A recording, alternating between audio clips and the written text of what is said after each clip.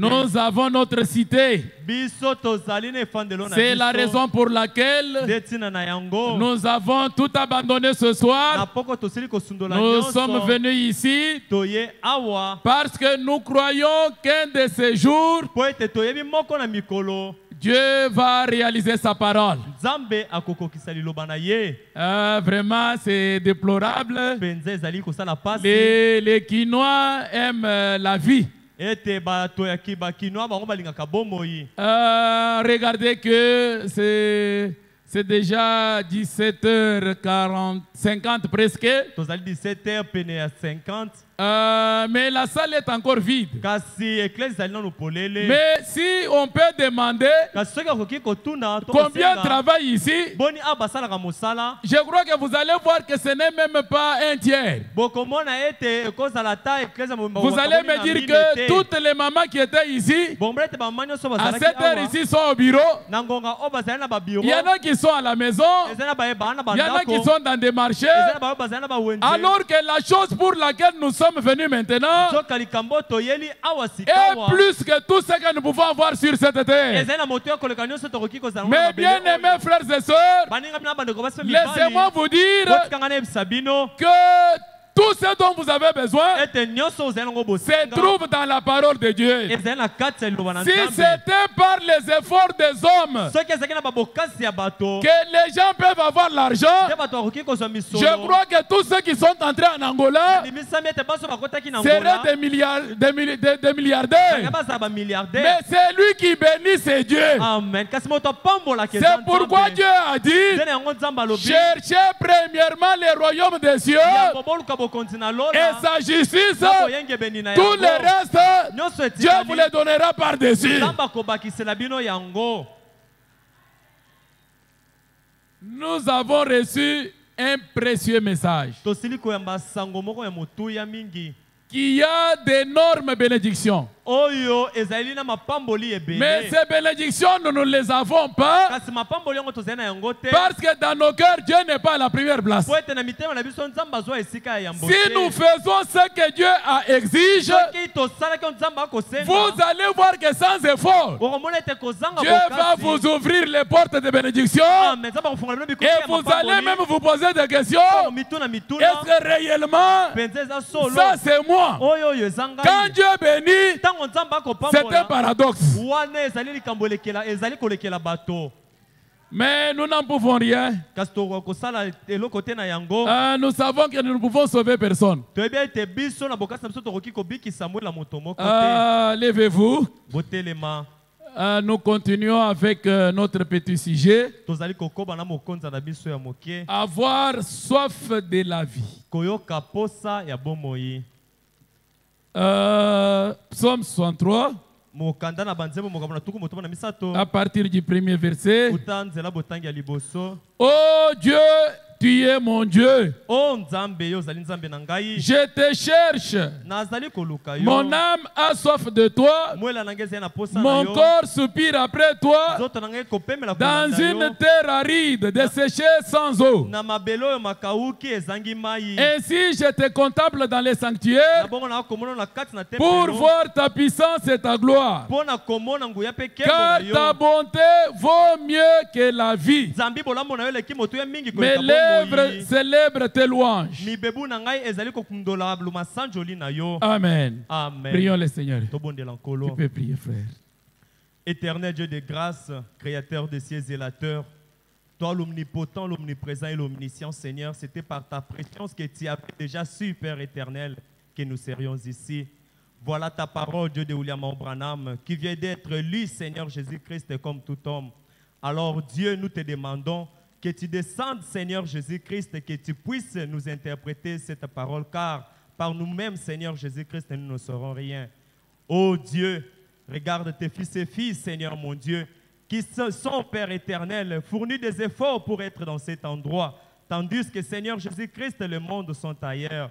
Père éternel, c'est parce qu'ils ont su et compris que c'est auprès de toi, Seigneur Jésus-Christ, ils feront quelque chose de bien. Car Abraham dit, Seigneur, que le ciel nous donne tous ces dons que nous avons besoin. Et lorsque le ciel nous donne, ce sont des choses précieuses.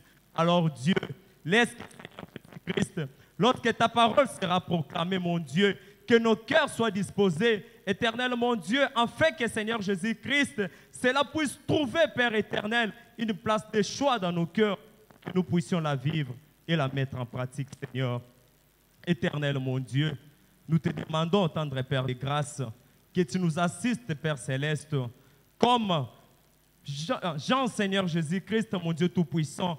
Dieu de William Branham avait entendu la voix lui appeler Seigneur. Et William Marion Branham me dit que cette voix que Jean avait entendue, c'était la même voix, Seigneur, qui avait ressuscité Lazare. Et il dit, c'est la même voix que nous écoutions dans ces derniers jours. Lorsque Seigneur Jésus-Christ, lorsque nous serons en train d'écouter la même voix, que nos maladies, Seigneur, puissent être, Seigneur, guéris, que nos problèmes trouvent solution, que les captifs, Seigneur, soient libérés, Dieu de William Marion Branham, éternel mon Dieu, et que ta présence soit au milieu de nous. Oh Dieu, William Branham me dit, lorsque je regarde Branham Tabernacle, je ne les vois pas comme des fanatiques et des parias, car je peux donner ma vie pour Branham Tabernacle. Ainsi pour la lumière du soir, Seigneur, une vie a été donnée à sacrifice, la vie de notre cher précieux pasteur, Seigneur. Éternel mon Dieu, de là où il est, Seigneur, ta main n'est pas si courte pour le guérir. Nous croyons, Seigneur mon Dieu tout-puissant, que tu n'es pas toujours un Dieu de près, mais tu es aussi un Dieu de loin. Souviens-toi de lui, de tout sacrifice, Seigneur, qu'il a consenti pour cette œuvre, Dieu de grâce. Bénis sa vie, bénis son ministère, Père éternel. Bénis sa santé, Seigneur Jésus-Christ. Bénis sa précieuse épouse. Bénis ses enfants partout là où ils sont. Sois son bouclier, Seigneur. Sois avec le prédicateur du jour. Oint lui, Seigneur, d'une onction particulière. Laisse que, Seigneur, mon Dieu, ses lèvres soient données à toi, Seigneur, mon Dieu, afin que toi, tu puisses nous parler, Seigneur Jésus-Christ, au travers de lui. Sanctifie-lui, Seigneur, et purifie-lui par ton sang précieux, qui est la parole que nous avons reçue. Éternel, mon Dieu, sois aussi avec moi, son interprète de grâce. Je m'abandonne aussi entre tes saintes, mes pères, car sans toi, je ne peux rien faire, mon Dieu tout-puissant. Mets les mots appropriés sur mes lèvres, afin que je puisse te servir. Éternel, mon Dieu, nous te l'avons ainsi demandé avec foi, Seigneur, par le nom précieux glorieux de ton Fils, notre Sauveur, notre Dieu. Merci, Seigneur Jésus-Christ. Amen. Ok, je disais que nous continuons avec notre prédication. Avoir soif de la vie. Je sais que quand on construit une maison, il peut y avoir plusieurs maçons. D'ailleurs, je ne crois pas qu'une maison comme ce tabernacle ici a été bâtue par un seul maçon. Mais plusieurs maçons, mais tous ces maçons-là, chacun n'a pas son plan. Tous les maçons ont un seul plan. C'est ce plan-là que chaque maçon utilise pour mettre la brique, pour mettre le coin. Et nous croyons que ce soir, nous sommes en train de bâtir la maison du Seigneur. Et la maison du Seigneur, ce ne sont pas des briques, mais la maison du Seigneur, ce sont les hommes et les femmes. Et quel est le plan que nous avons? Je n'ai pas mon plan. Le pasteur Paul n'a pas son plan. Mais nous avons un seul plan. Et ce plan-là, c'est le message du temps de la fin. C'est ainsi que, même quand je prêche là, je crois que si le pasteur Paul me suit, il a le plan. Il est en train de regarder. Maintenant, on est en train de placer les briques, avoir soif de la vie. C'est la raison pour laquelle nous qui croyons le message, nous ne pouvons pas être trompés. Parce que le plan est unique.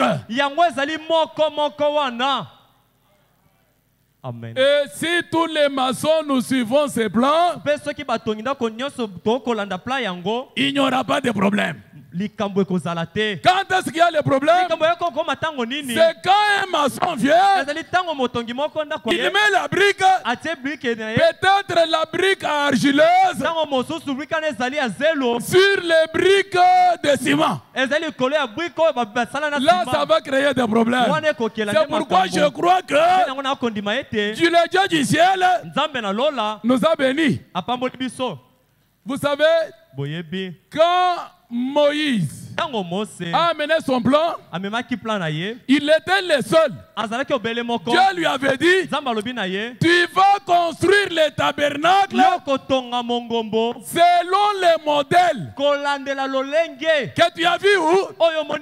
Que tu as vu au ciel. Dieu lui a montré les plans et Moïse est venu avec ses plans. Il a donné aux maçons. Les maçons devraient regarder. Quand il fait la colonne, il regarde combien de centimètres? 53 centimètres. Et quand Moïse venait, il n'avait pas de questions à se poser. Il prend seulement les mètres. Il mesure la colonne. Si ce n'est pas 53, comme le plan le dit, détruisez et recommencez. Parce que le plan a déjà donné même les dimensions. C'est pourquoi nous parlons ce soir avoir soif de la vie.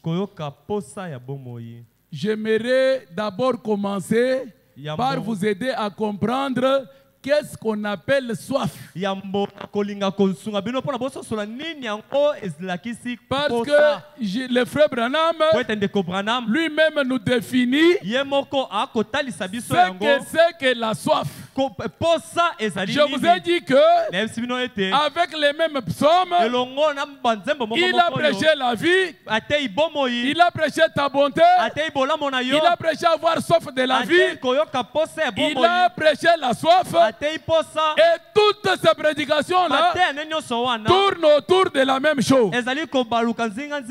C'est ainsi, écoutez ce que c'est que la soif. Dans la prédication la soif, c'est de 1965. J'ai la prédication ici. Suivez attentivement. Nous sommes au paragraphe 23. 23, 25, 26. Je saute à 25 pour gagner le temps. Le prophète dit ceci. Ainsi, j'ai considéré et j'ai pensé à ces mots soif.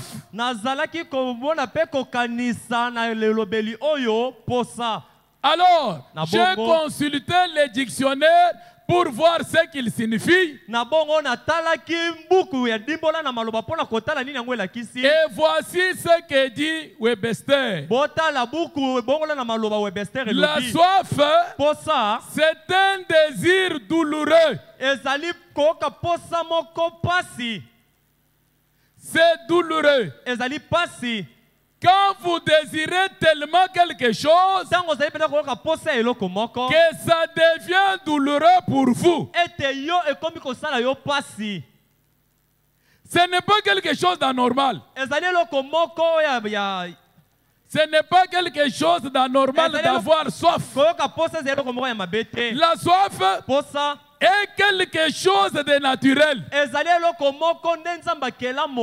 Quand Dieu nous a créés, il a mis la soif dans chacun de nous. Un homme qui manque la soif, c'est un homme malade. Ce qui a fait que vous soyez ce soir ici, parce que vous allez voir que le prophète dit, il y a deux sortes de soif. Il y a la soif naturelle, il y a aussi la soif spirituelle. La soif spirituelle, c'est ce qui a fait que quand vous étiez dans votre bureau, quand vous étiez au marché, vous avez senti quelque chose qui vous a demandé d'arrêter pour venir ici. Si vous êtes assis là, c'est que vous avez la soif. Est-ce que vous avez la soif de manger les Thompson? Non. La soif que vous avez, c'est que votre âme désire quelque chose. L'âme ne mange pas le foufou. Mais l'âme de l'homme mange la parole. C'est la parole qui est la nourriture de l'âme. C'est la raison pour laquelle Dieu a dit l'homme n'a pas de vie seulement pour les peurs, mais de toute parole qui sort dans la bouche de Dieu. Le pain nourrit le corps, la parole nourrit l'âme. Amen. C'est pourquoi Jésus a même ajouté heureux. Non, heureux. Ceux qui ont faim et soif de quoi? De la justice. Et la justice de Dieu, c'est le Saint-Esprit. Amen. Beaucoup de gens ne sont pas bénis dans nos églises parce que ces gens-là n'ont jamais désiré recevoir le Saint-Esprit. Jamais. Et vous savez, la bénédiction dans les choses spirituelles, c'est d'abord quand vous avez la soif de ces choses spirituelles. Si vous n'avez pas la soif, Dieu ne vous bénira pas. Mais si vous sentez dans votre cœur le désir d'avoir la puissance de Dieu, il y a la puissance de Dieu pour couvrir cette soif-là. Amen. La soif, c'est un désir douloureux. Impatient. Quand vous avez ça, vous sentez que, ou bien, j'ai la chose, ou bien je meurs. Ce n'est pas, oh non, non, si Dieu peut le faire, ça va, s'il ne peut pas le faire, non. Quand vous avez la soif du royaume de Dieu, les choses de Dieu deviennent pour vous vie ou mort. Même si tout le monde ne s'intéresse pas, moi et le Seigneur, nous marcherons. C'est ainsi que il y a quelqu'un qui a dit, si tout le monde s'en va, moi et ma maison, nous servirons l'Éternel. La vie éternelle, la parole de Dieu. Ne regardez pas votre voisin, ne regardez pas votre mari, ne regardez pas votre femme qui vous a dit que votre mari est prédestiné à la vie. Qui vous dit ça? Le problème de la vie éternelle, c'est d'abord mon problème personnel.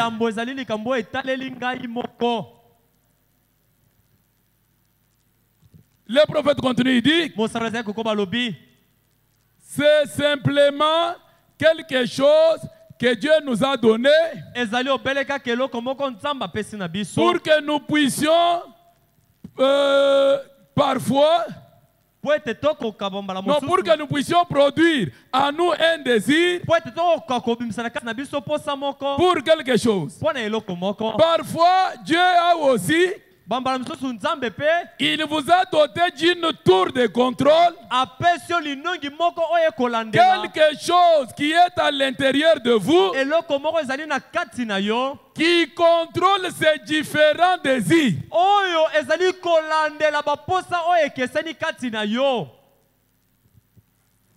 Est-ce que vous êtes là? Tous les désirs, toutes les soifs dans le cœur de l'homme ne sont pas à obéir. Dieu a placé dans l'homme quelque chose pour contrôler ses désirs. Un homme, c'est celui qui sait dire non à son corps. Vous savez que en vous là, il y a des personnes. Il y a les chiens blancs et les chiens noirs. Vous, c'est qui? Vous, ce n'est pas ce que nous voyons là. Ce que nous voyons, c'est votre corps. N'est-ce pas? Mais vous êtes à l'intérieur. Maintenant, votre corps là a ses désirs, a sa soif. Et l'intérieur a aussi ses désirs. Et les deux désirs se combattent chaque jour. C'est pourquoi Branham disait l'ennemi de William Branham, c'est William Branham lui-même. Vous voulez aller à l'église? Vous sentez que oh non, je dois d'abord faire ça. Je dois d'abord faire ça. Je dois d'abord faire ça. Donc, il y a les désirs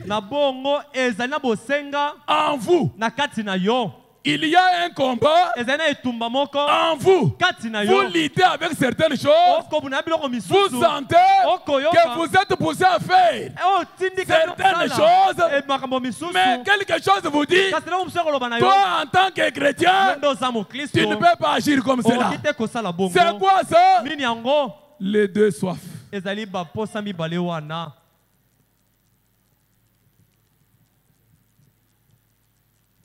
Et il continue, il dit,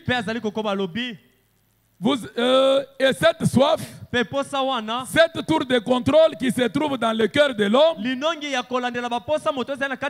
c'est quelque chose que Dieu lui a donné pour lui signaler les désirs qui révèle un besoin chez lui.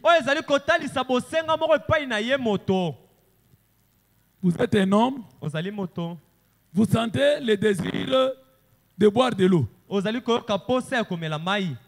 C'est-à-dire que votre corps a besoin de l'eau. Si vous prenez le sucré, le sucré ne va pas étancher cette soif-là. Jusqu'à ce que vous répondiez aux besoins de votre corps.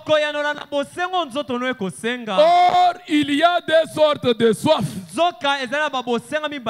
Il y a une soif physique et il y a aussi une soif spirituelle. Vous êtes là? Soif spirituelle et soif naturelle. Toutes les deux se trouvent dans chacun de nous. Mais notre prédication, c'est avoir soif de la vie. Avoir soif de la vie. C'est là où nous sommes. La vie. Avoir soif de la vie. La vie. Je crois que c'est la chose la plus importante qui soit. Il n'y a pas de vie. Non. Il y a seulement une seule vie. Et cette vie-là a un créateur. Le créateur de cette vie, c'est le Dieu du ciel. Satan n'a rien créé. Alors c'est là où nous allons beaucoup nous parler, parce que la vie, la première vie, les premières personnes à avoir la vie sur cette terre, c'est Adam et Ève. Et la vie qu'ils avaient, cette vie-là n'avait pas de fin. C'était la vie de Dieu. C'était la vie éternelle. Mais regardez ce qui est arrivé. Cette vie-là était le produit de la parole de Dieu. Aussi longtemps qu'il gardait la parole, cette vie-là demeurait. Mais un jour, quelqu'un est venu. Le prophète a toujours dit, Satan n'attaque pas un homme. Satan ne vous attaque pas. Mais Satan attaque votre protection. Et la protection dans les jardins d'Éden, c'était la parole de Dieu. Et Satan savait que si je retire ces hommes de la parole de Dieu, je peux faire avec eux tout ce que je veux. Mais bien aimés frères et sœurs, si les sorciers ne vous touchent pas, c'est parce que vous êtes dans la parole. Et la parole est la protection par excellence. Dès que vous quittez la parole, les ennuis commencent. Amen. Regardez. Lazare, Marie, Marthe, aussi longtemps que Jésus était dans leur maison, ils avaient la paix. Ils étaient bénis. Quand vous avez Jésus dans votre vie, vous êtes obligé d'avoir la paix. Satan ne peut pas vous toucher tout en étant dans la parole. C'est pratiquement impossible. Quand Satan vous voit dans la parole, il va reculer. Et tout ce qu'il va faire, c'est de vous pousser en dehors de la parole. Et dès que vous êtes en dehors de la parole, vous êtes la cible facile. C'est la raison pour laquelle un chrétien, quand il sort de la parole, il est attristé. Quand un chrétien a péché, il sait que je suis en dehors de la parole. Et tout en étant en dehors de la parole, Satan peut faire n'importe quoi. Je vous donne un exemple. Il y a eu un couple, un frère et une sœur qui s'étaient mariés, qui vivaient très bien dans leur foyer. Alors que quand ils vivaient là, ils ne savaient pas que dans le monde des ténèbres, il y a des projets contre eux. Sachez que comme vous êtes là, Satan ne manque pas de projets de destruction contre votre vie. Il a tenté, ils ont tenté. Ça n'a pas tenu. Mais la femme, la maman de ce frère, qui était au village, est descendue. Ces enfants, nous avons tout fait. On n'arrive pas à les toucher. On arrive sur place. Quand elle est arrivée, elle a tenté. Le frère et sa femme ne connaissaient rien. Mais regardez un jour, le frère et sa femme se sont chamaillés, se sont tiraillés.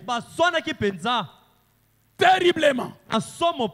Le frère est allé dormir, très fâché. La sœur est allée dormir, très fâchée.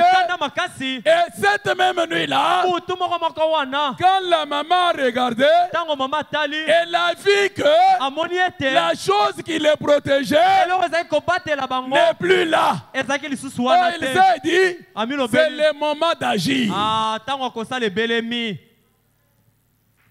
Mon frère, ma soeur, quand vous êtes dans la parole, Satan le sait aussi. Et la maman a dit, cette nuit ici, on va en finir. Mais quand vous êtes un enfant de Dieu, Dieu ne vous abandonnera jamais. Quel que soit ce que Satan fait, Dieu protège ses enfants. La sœur a senti quelque chose en elle qui lui dit, mais de la manière que vous avez passé nuit aujourd'hui, ce n'est pas correct. Réveille ton mari, arrangez ce qui s'est passé. Il va réveiller le mari. Mari dit non, ouais, pourquoi tu me touches? Non, non, chérie, j'ai quelque chose à te dire. Je sais que la situation n'était pas bonne. Pardonnez-moi. Pardonnez-moi. Priez pour moi. Je ne répéterai plus. Le pardon adoucit la colère.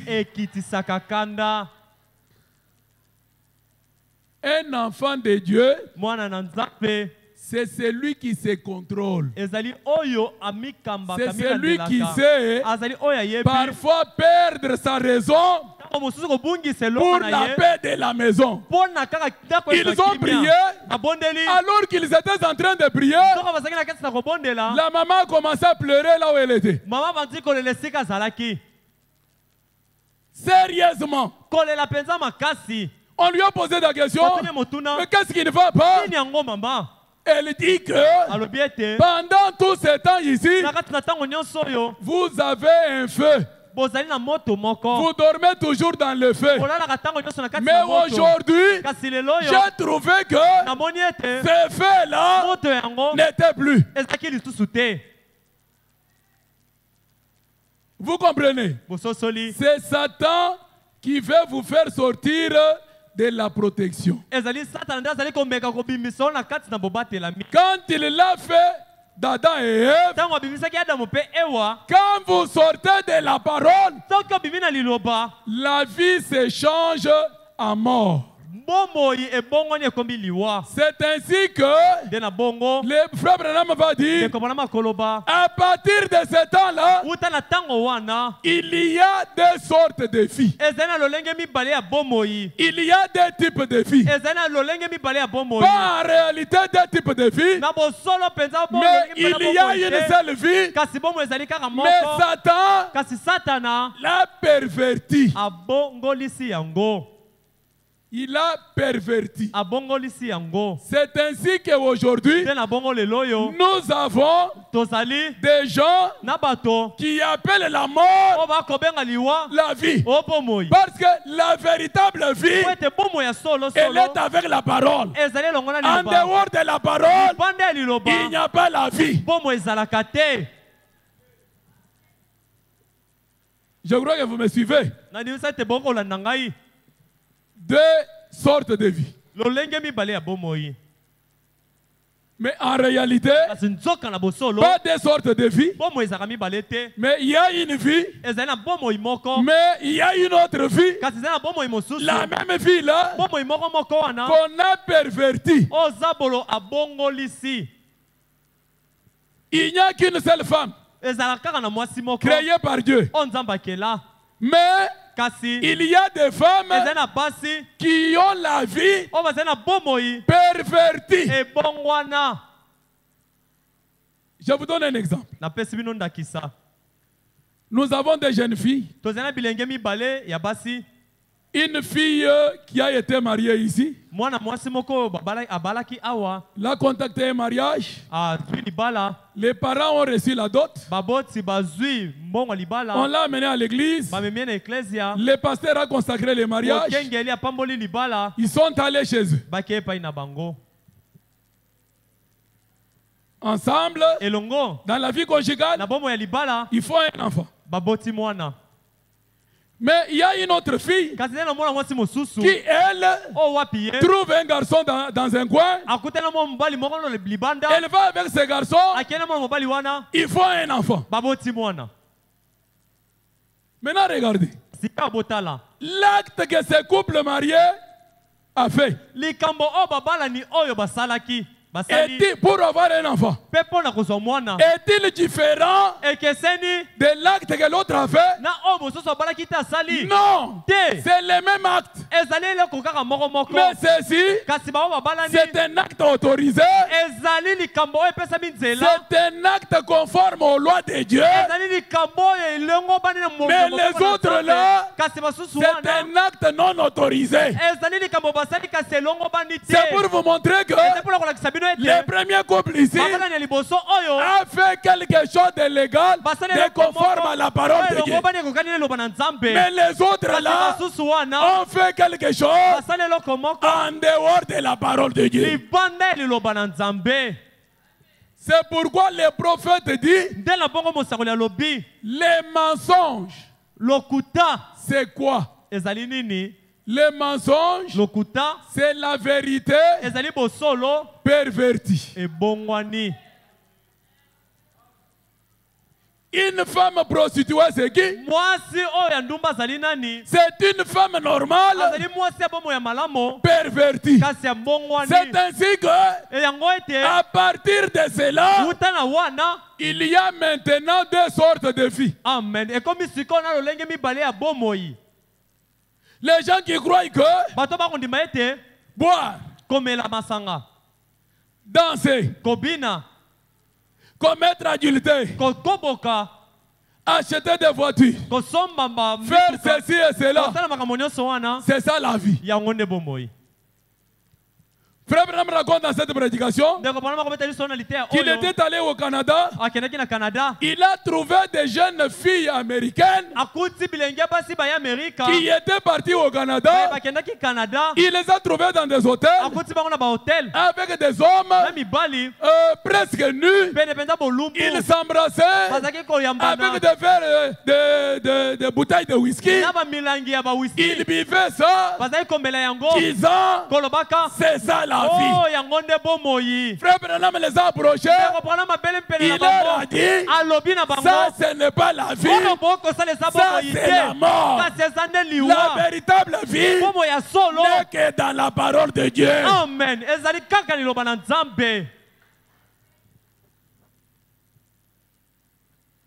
Lisons quelque chose. Prenons la prédication La foi du 15 août 1956. La foi du 15 août 1956.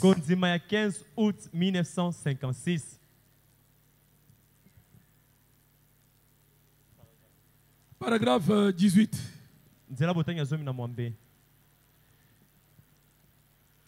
Regardez. Or, Satan ne peut pas créer. C'est pratiquement impossible. L'auteur de la vie, c'est notre Dieu. Regardez les hommes de science. Ils peuvent fabriquer les arbres en plastique. Aujourd'hui, il y a même des femmes en plastique. Je crois que vous les avez déjà vues. Mais ces femmes-là ne peuvent pas avoir la vie. Être branché au courant, marcher, ce n'est pas ça la vie. L'auteur de la vie, c'est seulement Dieu lui-même. Amen. Et vous savez, Frère Branham va loin. Il dit, aucun médecin ne peut guérir. Le seul qui guérit, c'est seulement Dieu, lui qui est l'auteur de la vie. Les médecins vous aident. Quand vous êtes fracturé, il peut joindre les os. C'est fini. Mais c'est lui qui fait le travail à l'intérieur. C'est Dieu. Un jour, il y a eu une discussion avec un médecin. Il dit à Frère Branham, non. Ta façon là de parler, ce n'est pas correct. Les médecins guérissent. Frère Branham dit les médecins ne guérissent pas. Frère Branham lui dit, je préfère te poser une question. Quand quelqu'un est blessé, il a une plaie. Vous prenez la pénicilline. Vous mettez dans la plaie. Vous bandez. Après quelques jours, vous voyez que la plaie est cicatrisée. Vous dites que c'est la pénicilline qui a guéri cet homme. Alors, si la pénicilline guérit, prenons la pénicilline, allons à la morgue,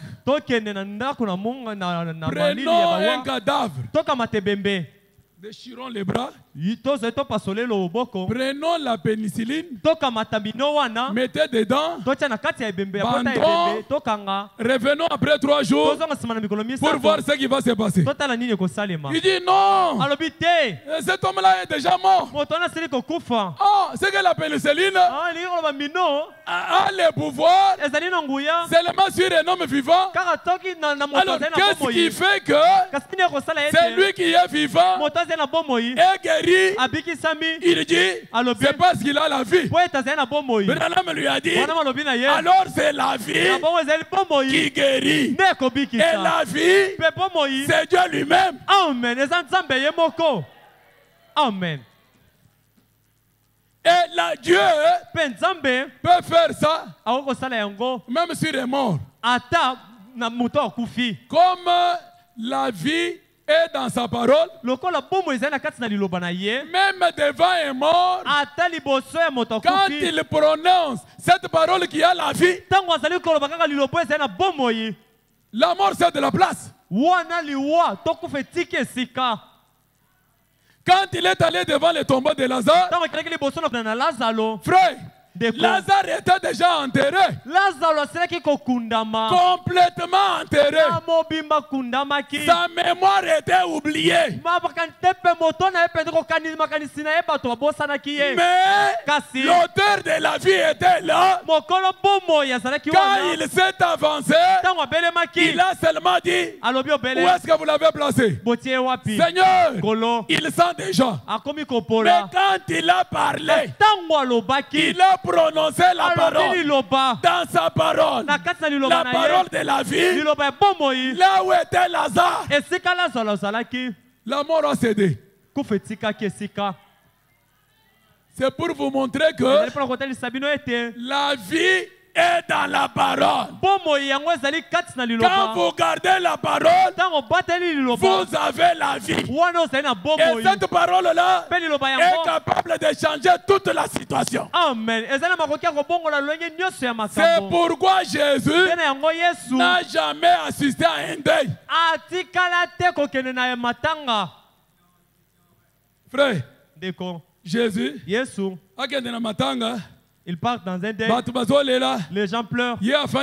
Lui, il est assis là. Pratiquement impossible. Vous savez qu'un jour, la vie et la mort se sont croisés sur la terre. Jésus allait, les gens venaient avec un mort dans les cercueils, en train de pleurer. Ils se sont croisés. La vie et la mort. Jésus a dit, qu'est-ce qu'il y a? Oh non, non, cet enfant, l'enfant unique, il a dit déposer. On a déposé. Jésus n'a pas prié. Sa parole a la force de loi. Il a seulement dit, jeune fille, lève-toi. Immédiatement, la fille s'est levée. C'est pour vous montrer que la vie qui est dans la parole là, cette fille-là peut tout dans votre vie. Amen. Frère, quand vous avez la parole, pas d'inquiétude. Que la situation soit difficile n'importe comment, avec la parole, tout est possible. Il n'y a aucune chose qui puisse dépasser la parole. Parce que la parole, c'est Dieu lui-même.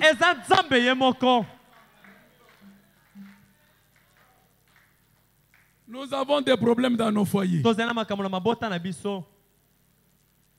Au lieu d'aller crier derrière les oncles,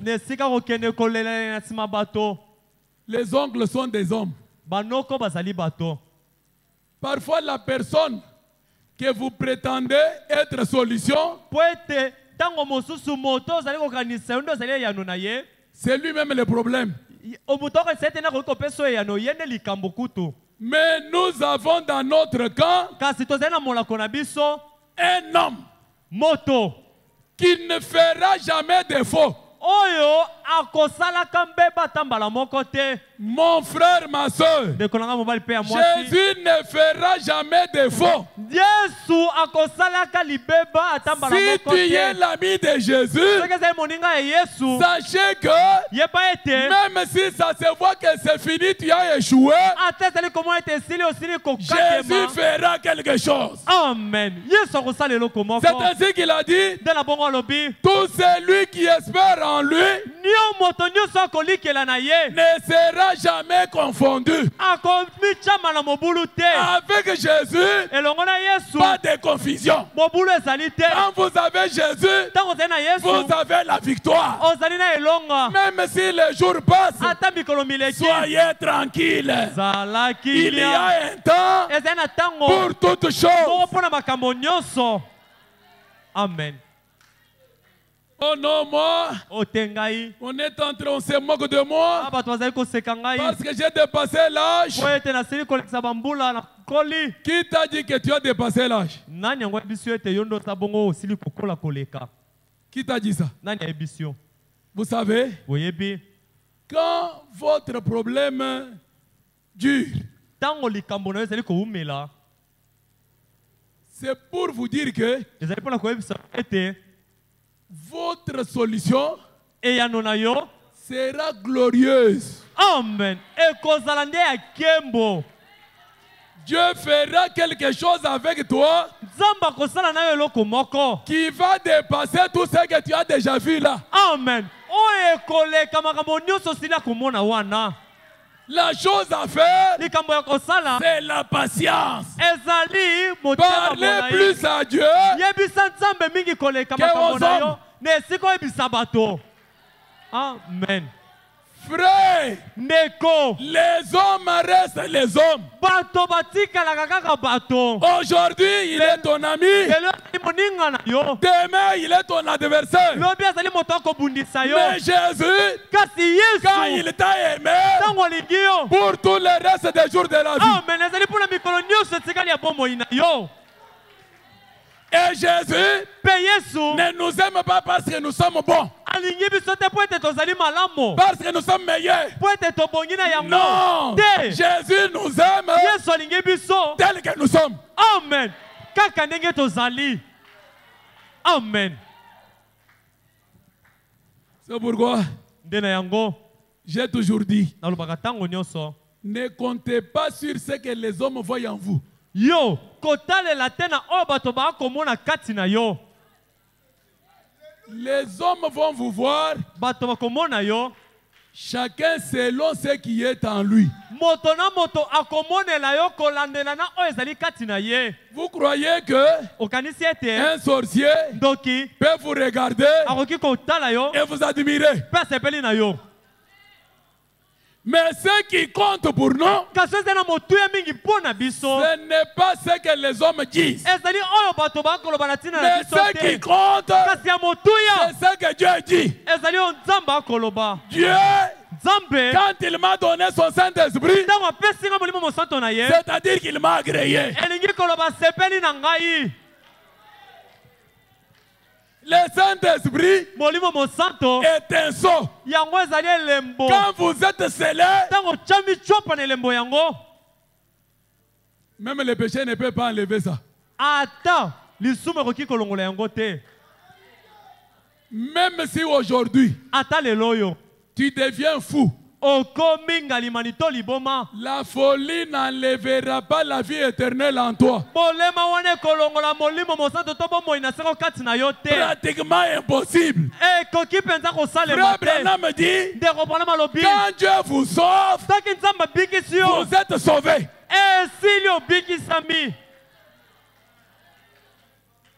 Vous êtes sauvés.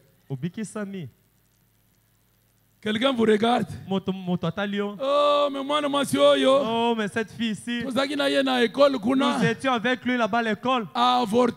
Oh, elle avait avorté même. Oui. C'est ce que tu connais quand nous étions à l'école. Mais quand nous nous sommes dispersés, toi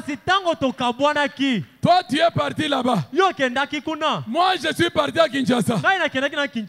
Un jour, dans l'église Lumière du Soir, on a prêché, on m'a montré, voilà l'agneau de Dieu qui ôte le péché du monde. J'ai écrit l'agneau de Dieu. Il m'a dit, tes péchés te sont pardonnés. Et ces péchés-là, même l'avortement là.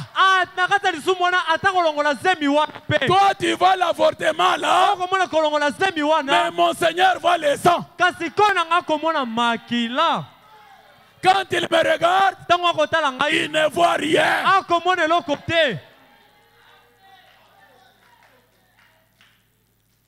Et je sens la vie à moi. Quand vous avez la vie, vous la sentez. La vie éternelle, nous ne l'aurons pas après la mort. Ça, c'est la doctrine catholique. Mais la doctrine de Dieu, quand vous croyez à l'expiation, à l'œuvre accomplie sur le bois de Golgotha, vous croyez dans la lumière de votre temps, vous avez la vie éternelle. Amen. Quand vous marchez, vous marchez avec votre vie éternelle. Même s'il vous arrive de pécher, vous péchez avec votre vie éternelle. Mais la différence est que quand vous péchez, vous ne demeurez pas dans les péchés. Vous avez quelque chose en vous qui contrôle vos désirs et qui vous dit, ça, ce n'est pas ma vie. Amen. Ça vous contrôle. C'est pourquoi un homme qui a la vie éternelle, quand il tombe, il n'a pas besoin de diacre. Hein?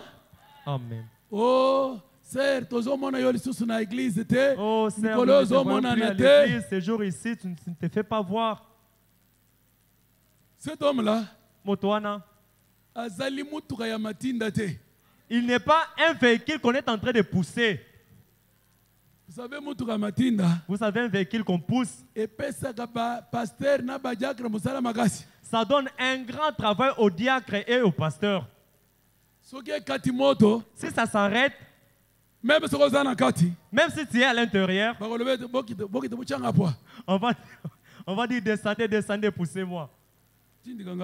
Poussez-moi un peu. Mais un véhicule qui a les démarreurs, même si ça s'arrête en plein embouteillage, il n'y a pas de problème. Le chauffeur est confiant. Il sait que je veux mettre seulement le démarreur. Ça va s'allumer. C'est ça un chrétien qui est baptisé du Saint-Esprit.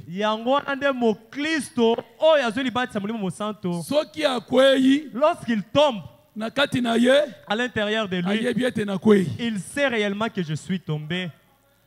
S'il tombe en parlant mal contre son frère, lui-même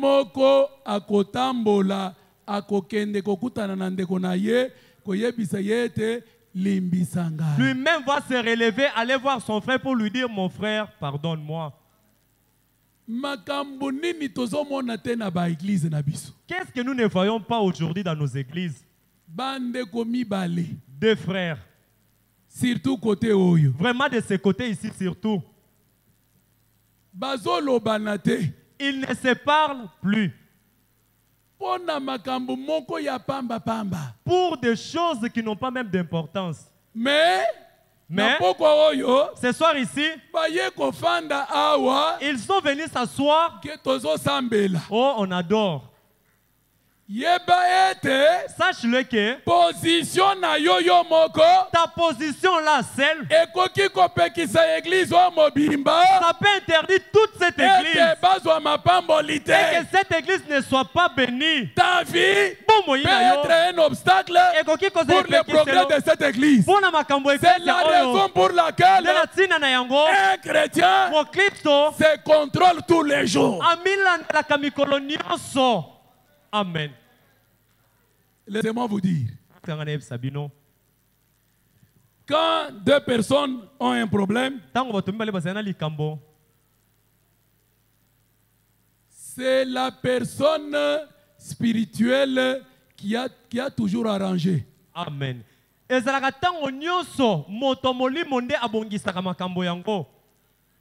la personne spirituelle qui perd ses droits.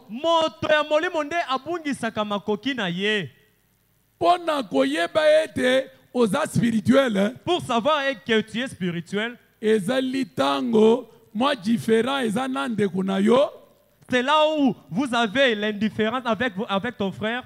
Ne dis pas, si je pars en premier le voir, il me verra comme si je ne suis rien. Non, non. Non. Il va s'enorgueillir. Il va s'enorgueillir. Si tu es spirituel, laisse-lui s'enorgueillir. S'il s'enorgueillit, où est-ce qu'il va aller avec son orgueil? Qu'il s'enorgueillisse, qu'il dise qu'il était venu s'agenouiller devant moi. Ne comprenant pas que ce que cette partie-là a fait, ce sont des braises qu'il a mis sur sa tête.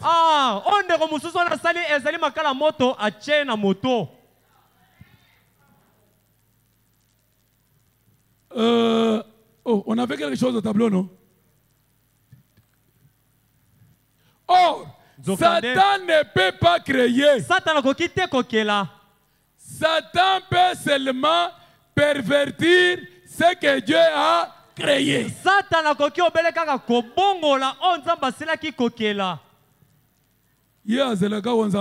Il attend seulement ce que Dieu a créé. Est-ce que Satan a créé Mwasi Andumba? Satan a créé une fille pute. Il a pris seulement la femme que Dieu a créée. Il a perverti ses soifs et ses désirs. Au lieu que la femme attende jusqu'à ce qu'elle soit mariée, aujourd'hui, elle sort avec celui-ci. Demain, elle sort avec l'autre là. Peut-être pour 1000 francs. Peut-être seulement pour qu'elle puisse avoir 1000 francs. La perversion. Mbongwana. C'est ainsi que la vie éternelle, avec avec ses œuvres, ont été pervertis par Satan. Maintenant, il y en a ceux qui sont sur Kimbuta ce soir. Ils disent que la vie est ici. Ceux qui sont à Matongé disent que la vie est ici. Et là-bas, il y en a qui sont avec les femmes d'autrui. Il y en a qui sont avec les enfants d'autrui. Parfois même des mineurs. Ils appellent ça la vie. Et nous ici, nous disons la vie est ici. Amen. Mais où elle se trouve normalement? À Kimbuta ou ici? Ici. Amen. Frère, il n'y a personne qui puisse vivre la vie pervertie sans savoir que cette vie est pervertie.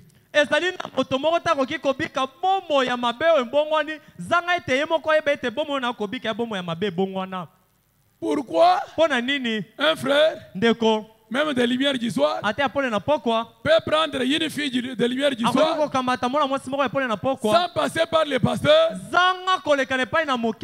Est-ce qu'ils peuvent entrer dans l'hôtel qui est derrière l'église ici? Ils vont aller où? À Malueka. Là-bas, pourquoi ils sont allés? Parce qu'ils savent que ce que nous faisons ici, c'est la vie pervertie. On ne peut pas le faire devant le parent, pas devant le pasteur. On part se cacher. Quand vous êtes sur Pascal, pourquoi ceux qui ont allé à Pascal? Il y a des enfants là. Est-ce que quand tu as le bogo na poche nangai boy? Mettre la main dans ma poche comme ça. C'est un problème. C'est un problème. Mais qu'est-ce qui fait que? Alors ni les autres ça l'a été. Pour que lui s'approche, il faut d'abord il faut d'abord qu'il puisse t'observer. Il t'observe. Si tu veux entrer dans le bus, il sait très bien que ce qu'il est en train de faire là, ce n'est pas du tout bon. Si on l'arrête, il aura des blessures dans son la soif là, ce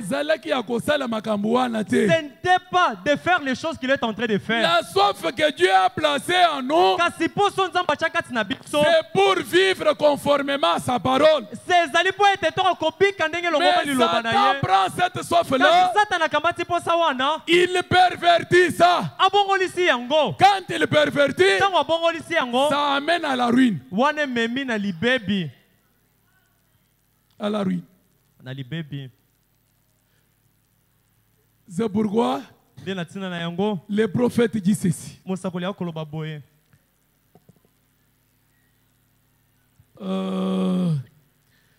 Ta bonté.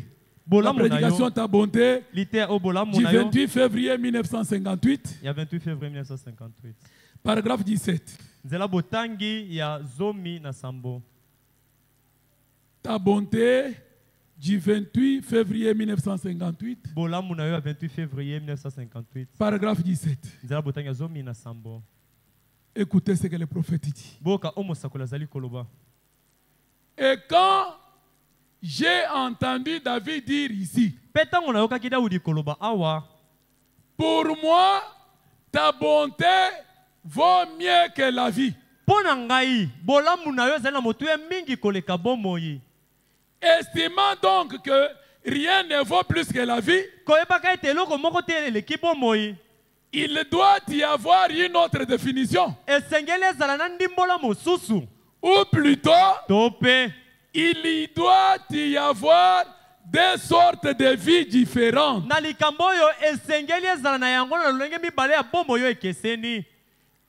y a deux sortes de vies. Vous êtes là? Deux sortes de vies. Et chacune d'entre elles a une soif derrière.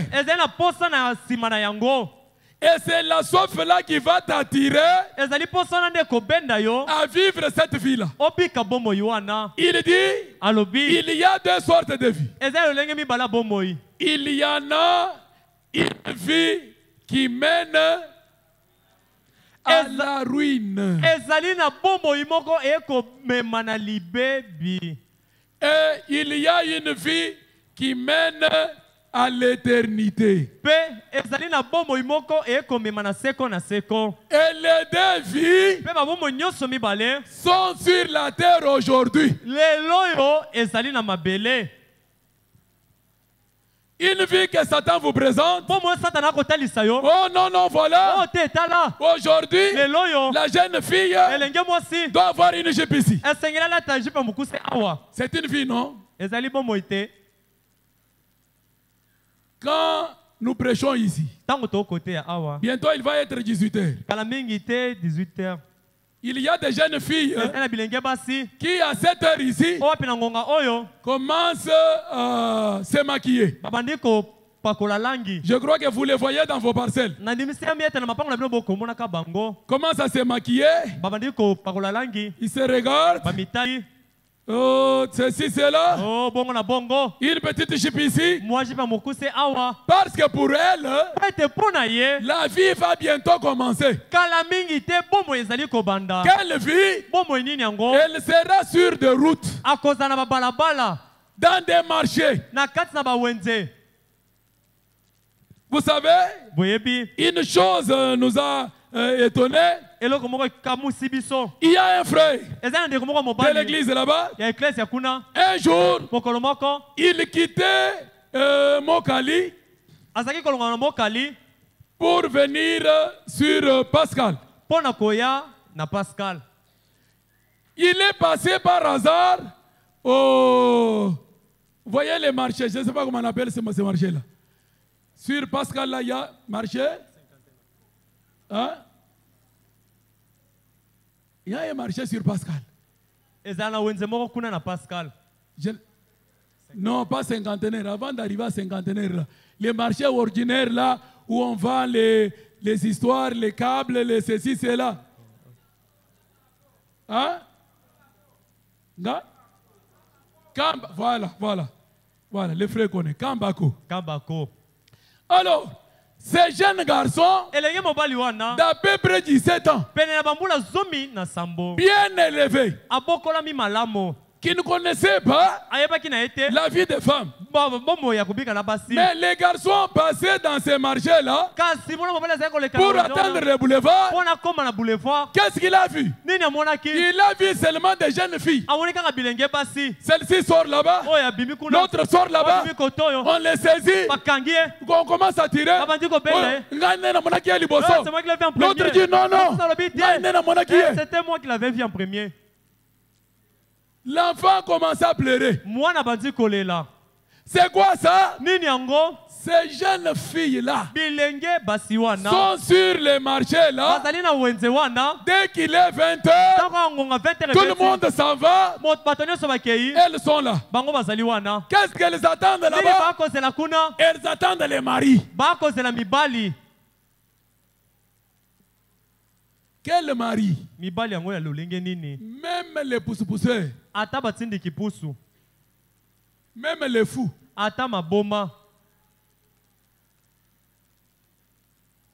Et le garçon s'est échappé. Quand il est venu raconter l'histoire, oh,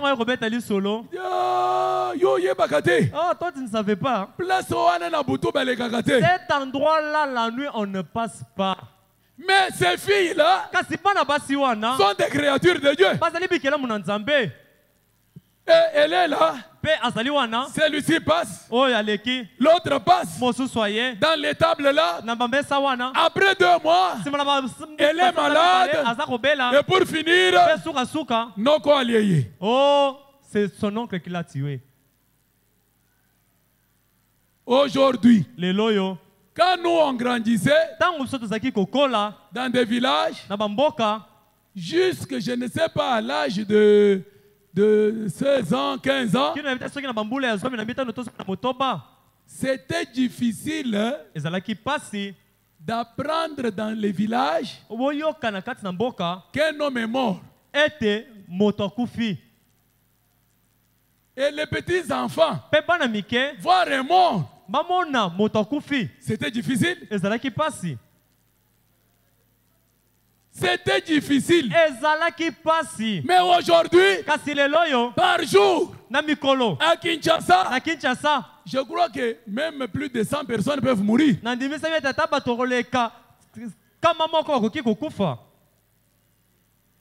C'est quoi ça? Le péché. Le péché a atteint le niveau insupportable. Le péché est prêt même à entrer dans des églises. Le péché est prêt même à entrer à lâcher. C'est la raison pour laquelle nous disons que dans cet âge ici, si vous voulez la protection, accrochez-vous au message. Parce que le message du temps de la fin répond aux conditions du temps de la fin. Il n'y a aucune chose qui peut empêcher les jeunes filles aujourd'hui de faire les péchés. Les parents, pouvez-vous aujourd'hui surveiller les enfants? Pratiquement impossible. Parce que le péché est dans la main. Dans la main. Quand vous dormez dans la chambre là, l'enfant est en train de voir des choses qui se passent en France.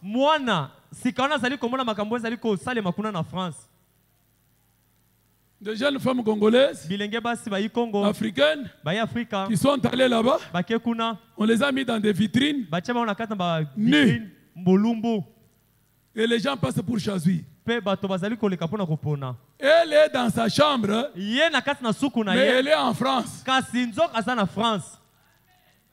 C'est la raison pour laquelle, si aujourd'hui nous élevons les enfants, ces enfants grandissent, les enfants se marient. Que Dieu soit béni pour le message de William Branham.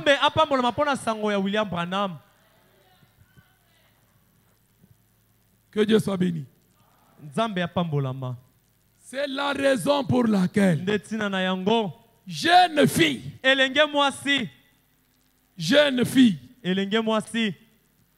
ce qui donne la valeur à la femme, c'est la parole de Dieu. Amen. Si vous n'avez pas la parole, vous êtes un jouet.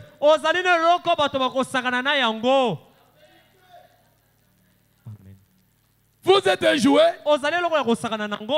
Mais si vous tenez la parole, vous serez honoré.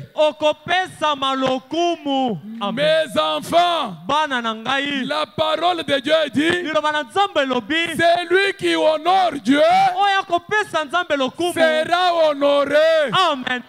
C'est pourquoi même Hébreu dit que les mariages soient honorés de...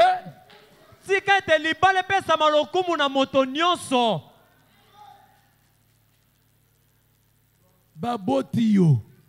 Ils t'ont mis au monde. Bakolisio. Ils t'ont fait grandir. Combien de fois tu es tombé malade? Bambalaboni osili kobela.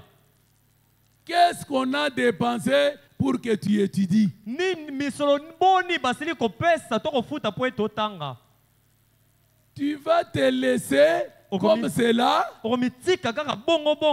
par un garçon? Non. Promettez Dieu que vous allez l'honorer. Promettez, dites dans votre cœur. Parce que moi j'ai toujours dit, si le message échoue de te transformer, de te donner la valeur, qu'est-ce qui va te transformer? Si tu es raté avec le message, je crois que ta place est en enfer. Amen. C'est la raison pour laquelle la soif, à un certain moment, parce qu'on est humain, on a le corps, il y a certaines soifs, même sexuelles. Mais on a lu dans les prophètes, quand il vous a créé, à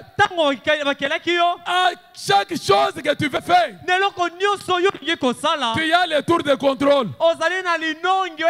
Est-ce que cette soif ici, qui voudrait que je puisse la satisfaire alors que je ne suis pas marié? Non, non, non, non, non, non. Tu t'arrêtes, tu regardes au ciel, tu réclames la grâce de Dieu. Amen. Tu ne vas pas. D'abord, il y a une écriture dans la Bible qui dit tout m'est permis, mais tout n'est pas. Tout n'est pas utile. Le corps que vous avez ne vous appartient pas. N'est-ce pas? Amen. Dieu vous a prêté ça. Parce que s'il ne vous avait pas prêté ça, il ne vous jugerait pas. N'est-ce pas? Jeune fille, fais tout ce que bon te semble. Pendant les jours de ta jeunesse. Mais sache qu'à la fin, Dieu t'appellera en jugement. Amen. Ne suivez pas cette soif qui mène à la ruine. À la ruine de ta vie. Pas seulement de ce côté, même les jeunes garçons. À un certain âge, le corps se développe. Tu as maintenant des soifs. Tu as des histoires qui montent. Prie le Seigneur qu'il te donne la grâce de contrôler cette soif-là. Amen. Qu'est-ce que nous voyons? Nous voyons des frères qui se jouent avec les enfants, les filles d'autrui. Il fait cela. Il devient là-bas. Il fait là-bas. Mais quand il veut se marier, il va voir le pasteur, dire que non, pasteur, moi seulement vierge. Mais tu es méchant. Tu es méchant. Moi j'ai toujours dit, nous avons des enfants ici qui sont passés par des choses horribles quand ils étaient dans le monde. D'autres ont été violés sans leur propre volonté. Maintenant, quand elle croit la parole, elle est dans le message. Elle ne mérite pas le mariage.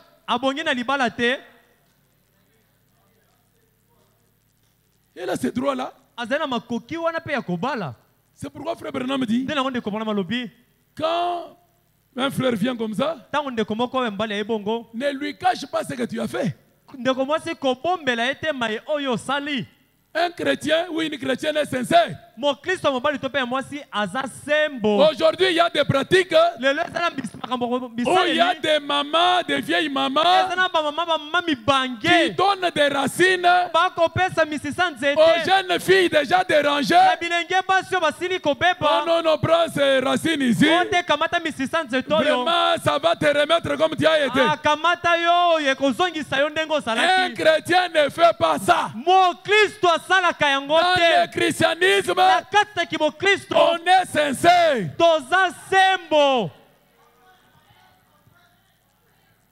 Dites ce que tu as fait. Le frère te pardonne. Ça sera un mariage béni. C'est béni. Parce que il y a certaines choses que nous avons fait du temps d'ignorance. Quand nous venons au Seigneur, nous nous repentons. Ces choses-là sont encore derrière nous. Elles sont jetées dans la mer de l'oubli. Mais la chose à faire, soyez sincères.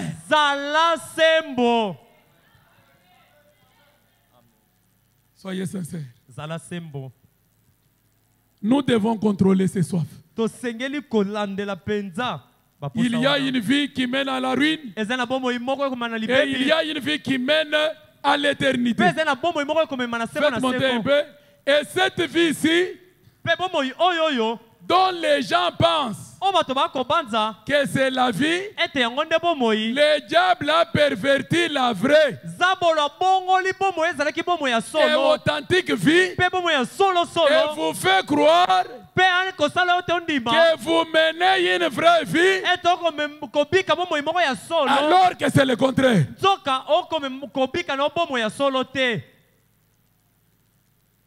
C'est le contraire. Tu es un homme marié. Tu travailles. Mais là au travail, la femme qui fait du café, tu sors avec elle.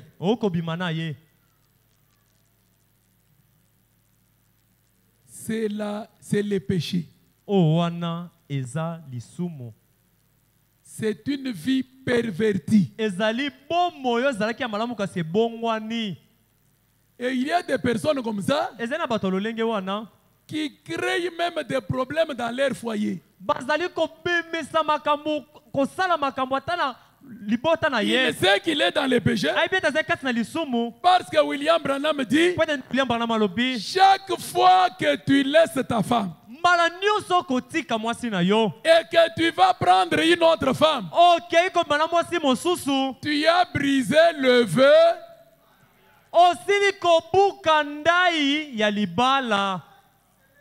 Maintenant, quand tu rentres dans la maison sans confesser, sans la repentance, tu as ouvert la porte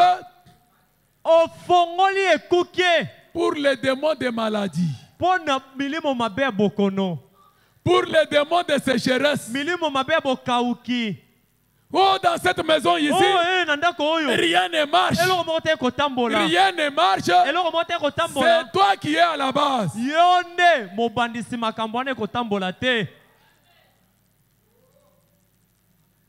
Tu es une jeune fille dans la maison de tes parents.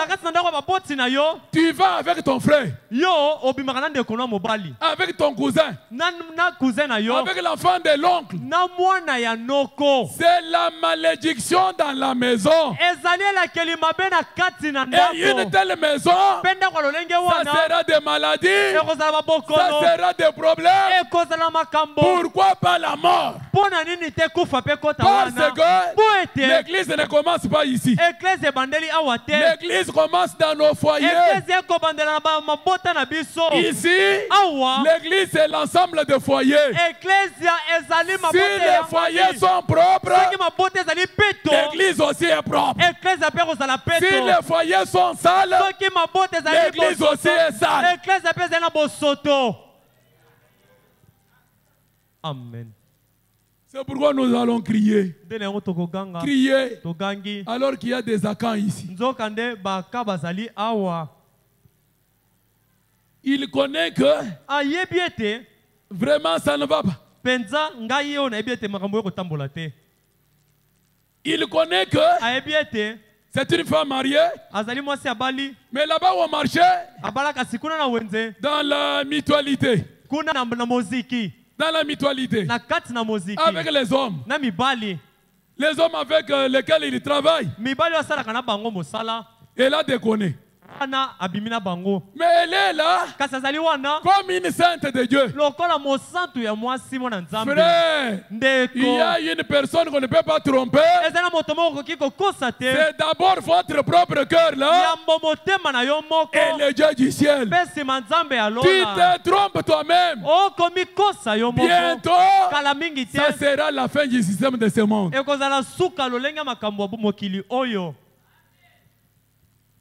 Quelle est la soif qui domine ta vie? Quelle soif?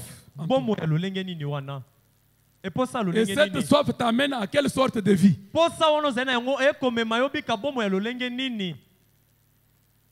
Le christianisme, pas une déclaration,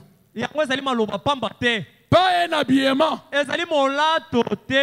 Mais le christianisme, c'est une vie. Une vie différente de la vie qui mène à la ruine. Mes bien-aimés frères et sœurs,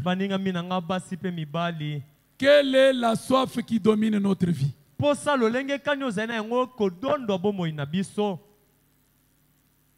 Quelle est la vie qui caractérise ton être sur cette terre? Oh là là, il est déjà 19h passé même. Ça va comme ça, nous lirons ça le vendredi, Dieu voulant. Depuis le jardin d'Éden,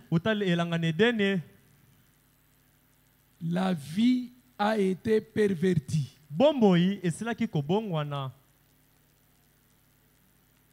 Et la nouvelle vie que Satan avait révélée à nos ancêtres, cette vie-là a produit la mort. C'est ainsi qu'aujourd'hui nous avons la vie et la mort. Les gens qui sont morts aujourd'hui, mais ces gens-là sont en train de marcher, sont en train d'exercer certaines activités qu'ils appellent eux-mêmes la vie.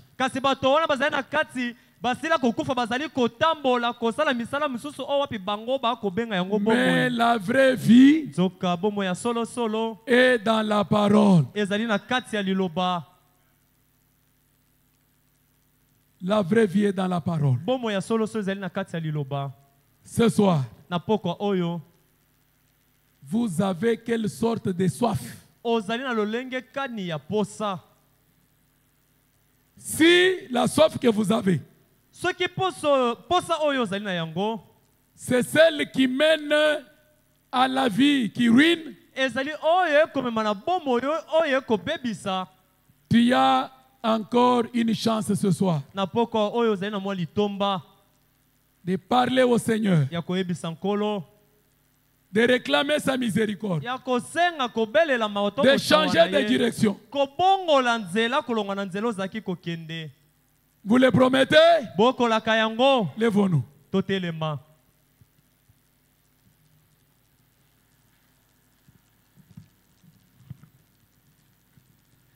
Un cantique de méditation. Avoir soif de la vie. Il y en a deux. Vous avez soif de quelle sorte de vie que nous avons présentée ce soir?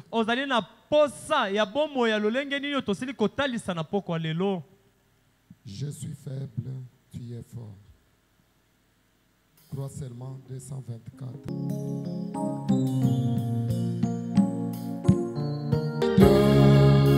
Prions tous le Seigneur. Prions le Seigneur.